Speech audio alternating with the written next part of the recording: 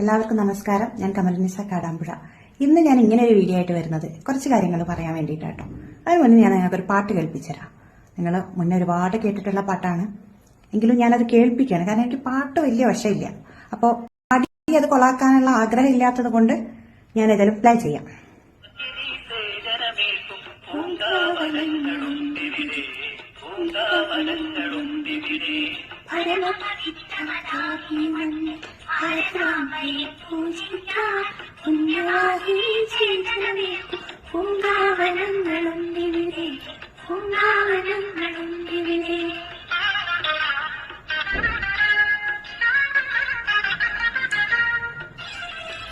എന്ത് ഭംഗിയല്ലേ പാട്ട് കേൾക്കാൻ, വരികൾ അതുപോലെ. ഇതളും പൂവും മുട്ടും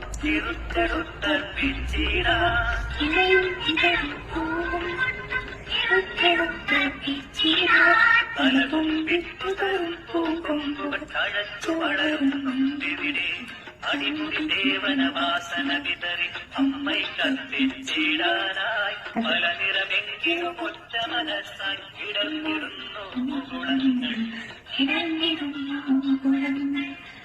അപ്പോൾ ഞാൻ പറഞ്ഞു വന്നത്, ഈ പാട്ട് ഞാൻ കേൾപ്പിക്കാൻ കാരണം ഇപ്പോഴത്തെ വിവാദങ്ങൾ നിങ്ങൾക്കറിയാമല്ലോ.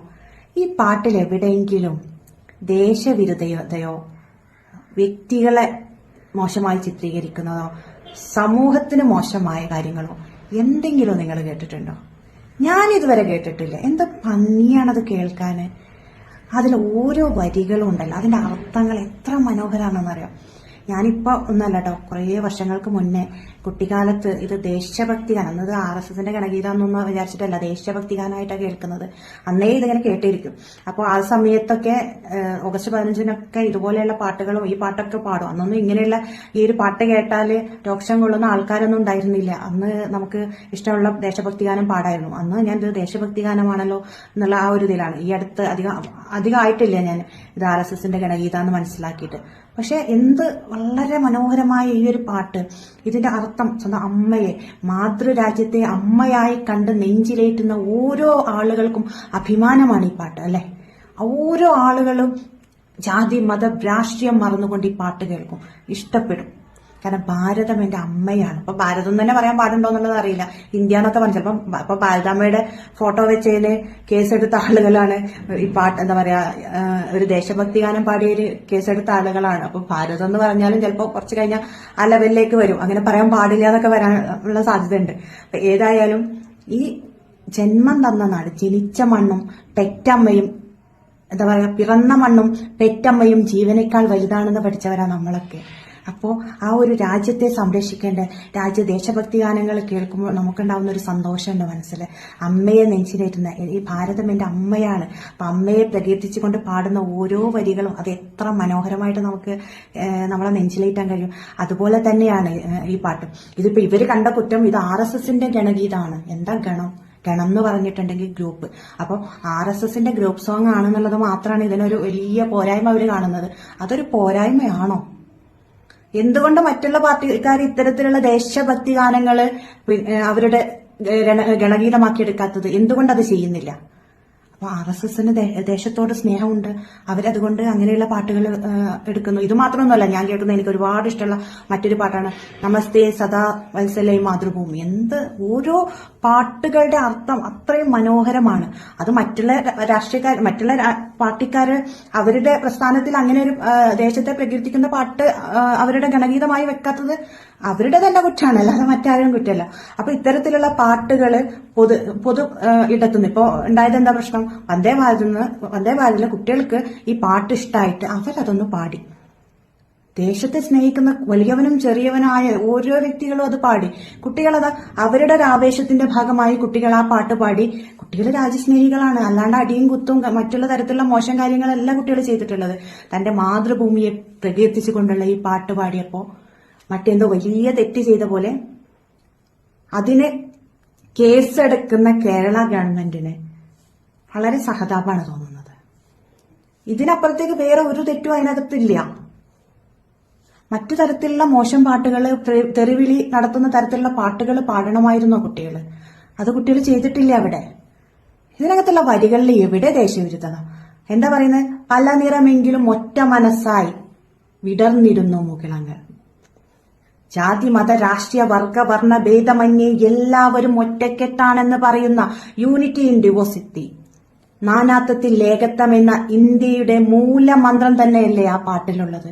അതല്ല ഞങ്ങൾ നിങ്ങളെ തമ്മിലടിക്കും, അതല്ലെങ്കിൽ അങ്ങനെ ഒന്നല്ലല്ലോ ഇത്.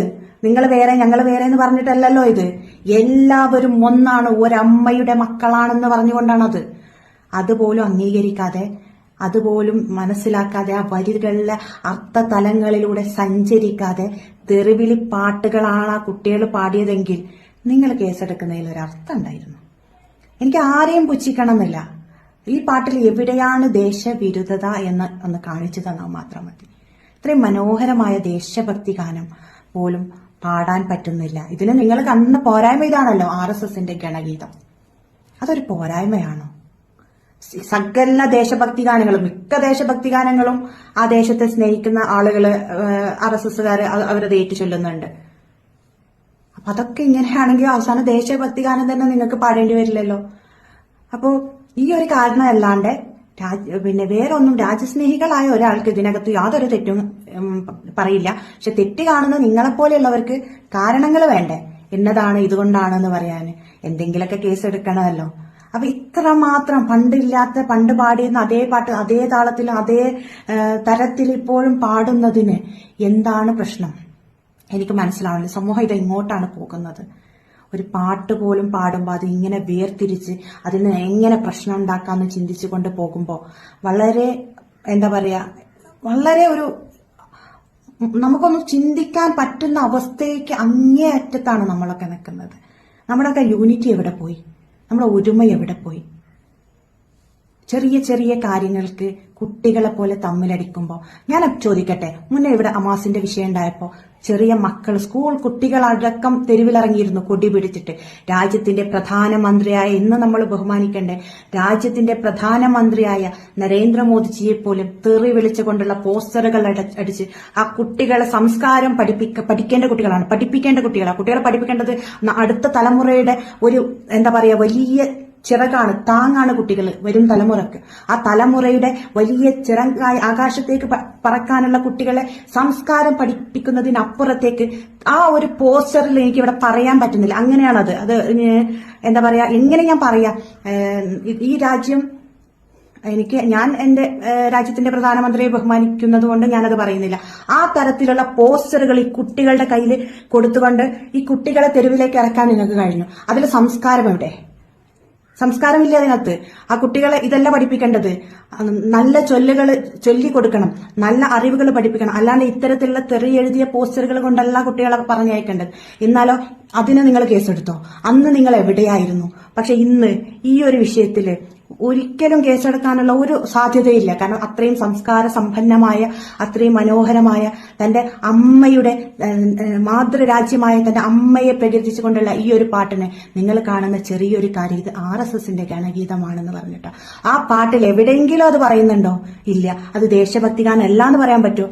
അതിന് റെയിൽവേക്ക് പോലും പ്രശ്നമില്ലാത്തപ്പോൾ അതുപോലെ ആ ചെറിയ നിസാര കാര്യം പോലും പ്രശ്നമാക്കുമ്പോൾ എവിടെ പോകുന്നു നിങ്ങളുടെ വിവേക ബുദ്ധി എന്ന് ചോദിച്ചുകൊണ്ട് നിർത്തുന്നു. നന്ദി, നമസ്കാരം.